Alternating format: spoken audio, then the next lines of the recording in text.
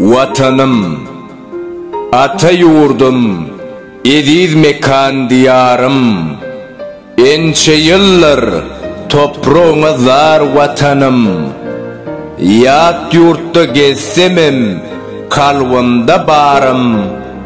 Türkmenistan atlı, ediz vatanım. Neçe oğul gaydan gaydanlar sennen, uzaklarda seni küyseyen şennen. Bararın bu canım çıkmaka tennen, ölsem hakkın halal etgen vatanım.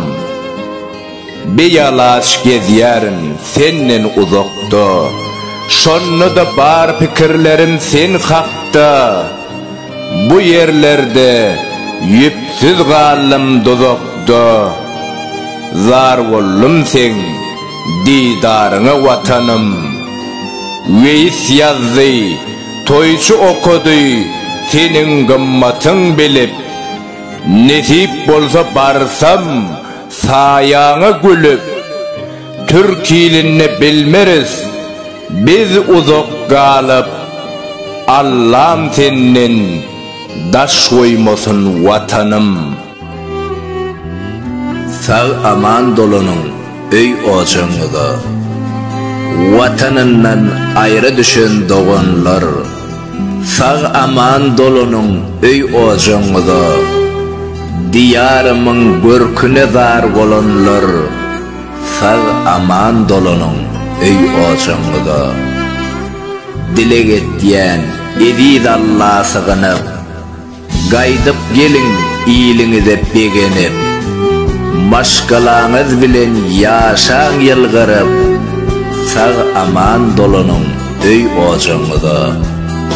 Bilyerin ağırdır yat yurtta gezmek, arzuvundur vatan toprağını görmek. Allah nesip etsin hemmene barmak, sağ aman dolunun öy ocağında. Vatanına garaşyar kimin enesi, kimlerin atası, kimin bağlası, kimin söver yari, kimin doğun jigeti. Sağ aman dolunun öy ocağında. Veys aydar, toyçu aydar, bizim vatandan daşta. Türkmenistan'ımı gör yerin her gün düştü. Ayrılık sonlansın bu yalan durmuştu. Sağ aman dolunun öy ocağında.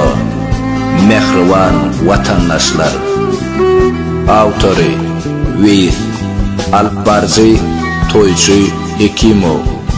Bol goşkuy düşünmeyen adama gülküy, emma yüreğinden mehriban vatanımızı, ine toprağımızı, maşgalamızı küyseyen adama ağıdır, ağı.